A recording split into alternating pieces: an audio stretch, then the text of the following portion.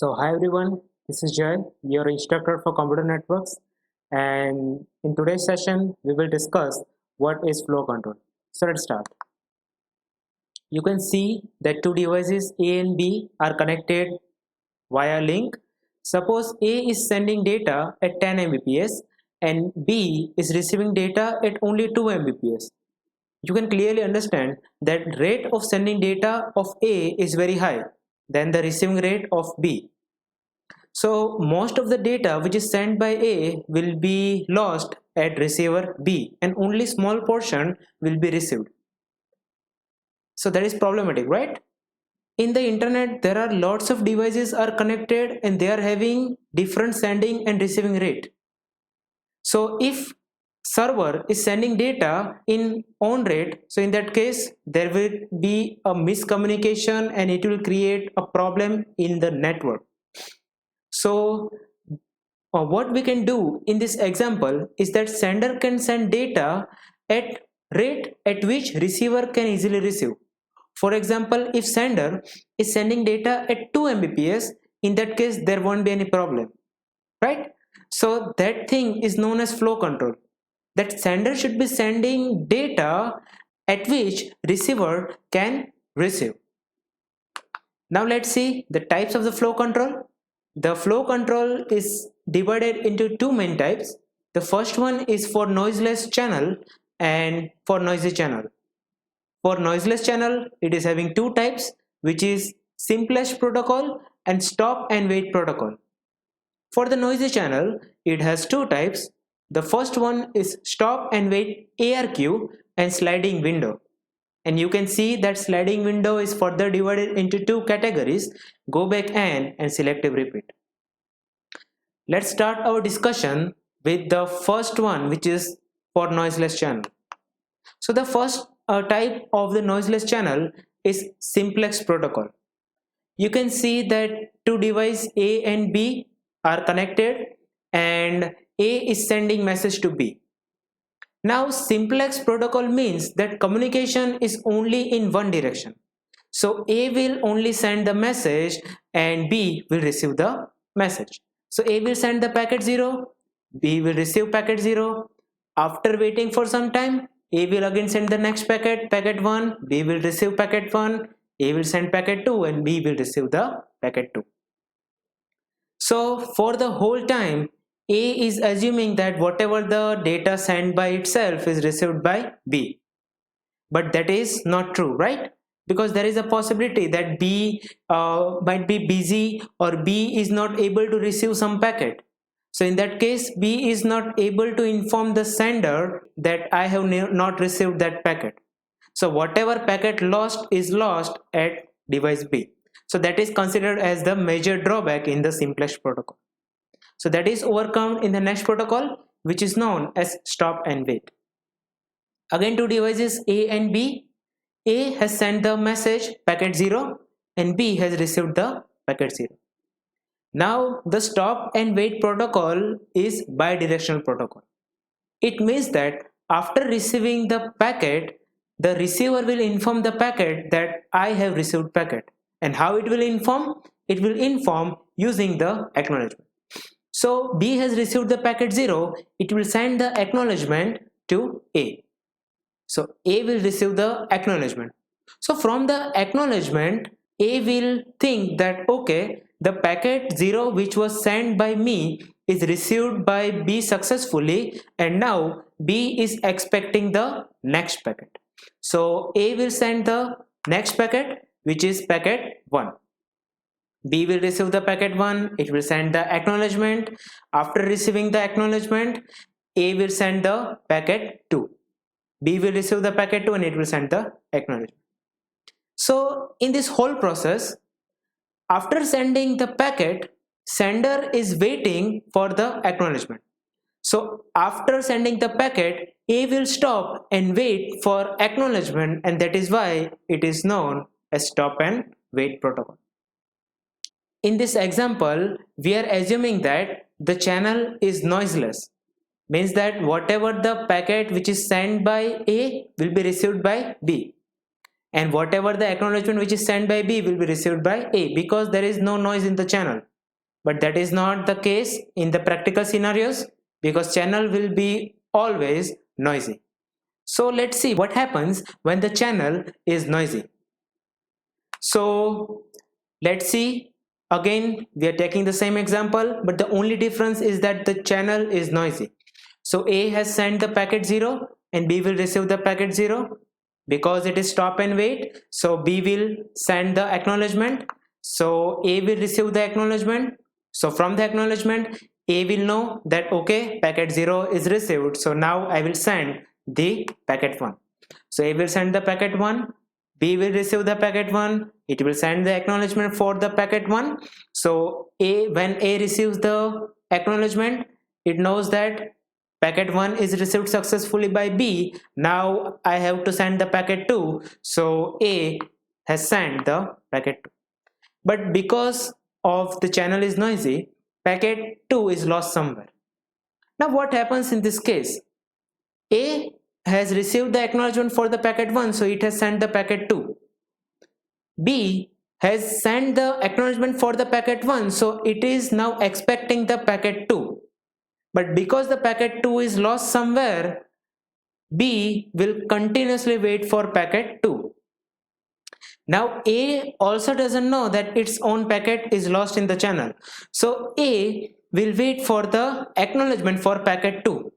So in this case, A is continuously waiting for acknowledgement and B is continuously waiting for packet 2, and they both are waiting for infinite time and it is now deadlock.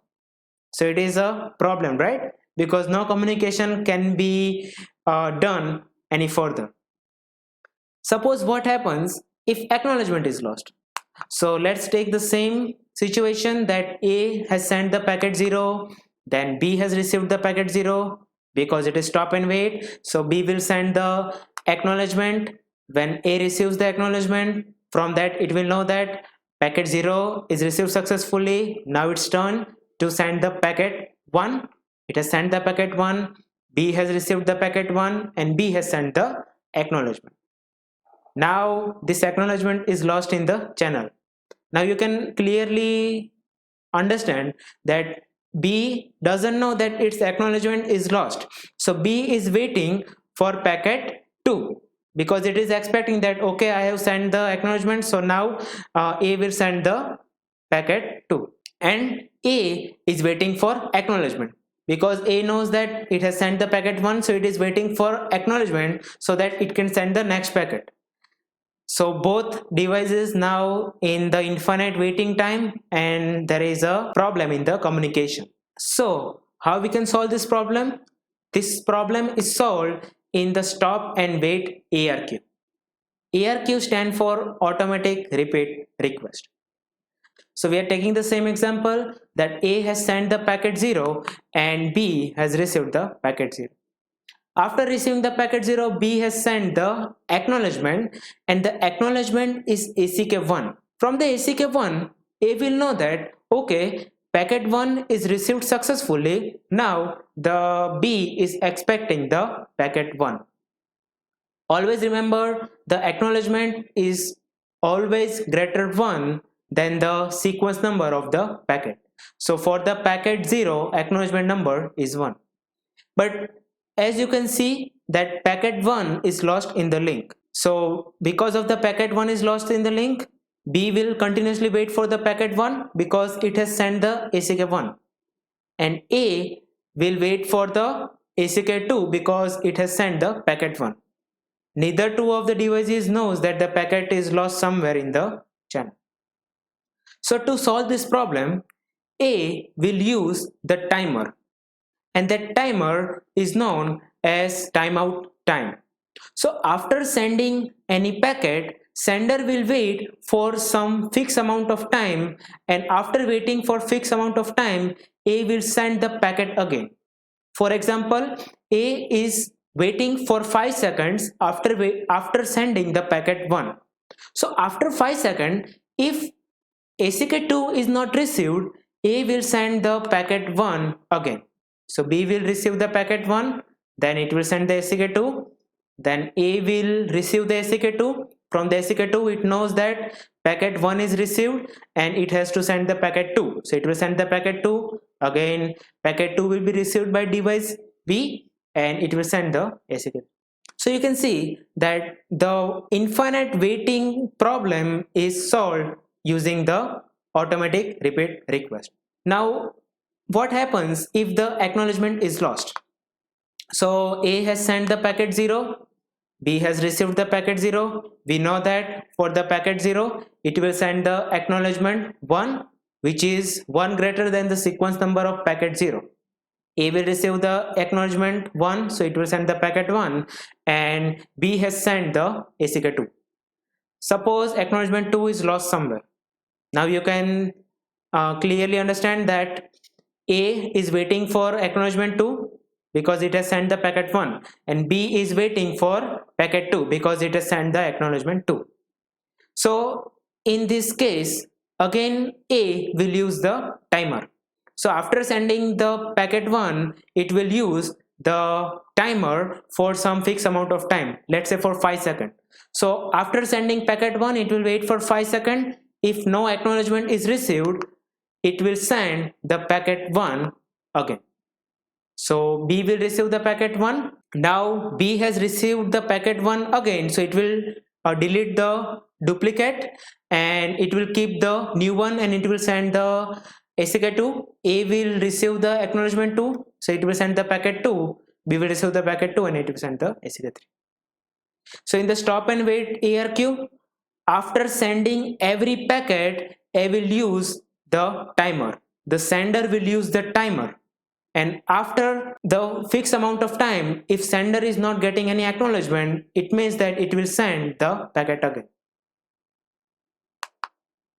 Now what happens if the received packet contains some error? What I'm trying to say is packet is sent by sender and receiver has received the packet, but the received packet contains some error. So what happens in that case? So A has sent the packet 0, B has received the packet 0, it will send the acknowledgement 1. So A has received the acknowledgement 1, so it will send the which packet? Packet 1. So A will send the packet 1, B will receive the packet 1, and suppose that packet 1 is found corrupt. So when corrupted packet is found, B will send the negative acknowledgement instead of acknowledgement. When the sender receives the negative acknowledgement, it knows that the receiver has received the packet successfully, but the packet is corrupted. So A will send the packet again. So you can see that packet 1 is sent, packet 1 has sent again by A, and B will send the ACK2. Now let's discuss the pros and the cons of the stop and wait. The stop and wait is the easiest and the simple method. And after sending every time, the sender is waiting for the acknowledgement. And we have also seen that it can be also used for the noisy channel, because if acknowledgement is lost or packet is lost or packet is received corrupt, there is a way that we can still communicate. But what is the disadvantage? That this method is very slow. At a time we can send only one packet, and after sending one packet we are waiting for acknowledgement. Now imagine if receiver is very slow and after receiving it is taking large amount of time to acknowledgement that packet. So in that case the communication will be very slow and it will be very inefficient. So that problem can be solved using the pipeline method. So in the pipeline protocol we will send more than one packet at a time, and how we can do that we are going to see in the next lecture. This is it for today's session, and if you have any doubt you can ask me in the comment section. Thank you so much.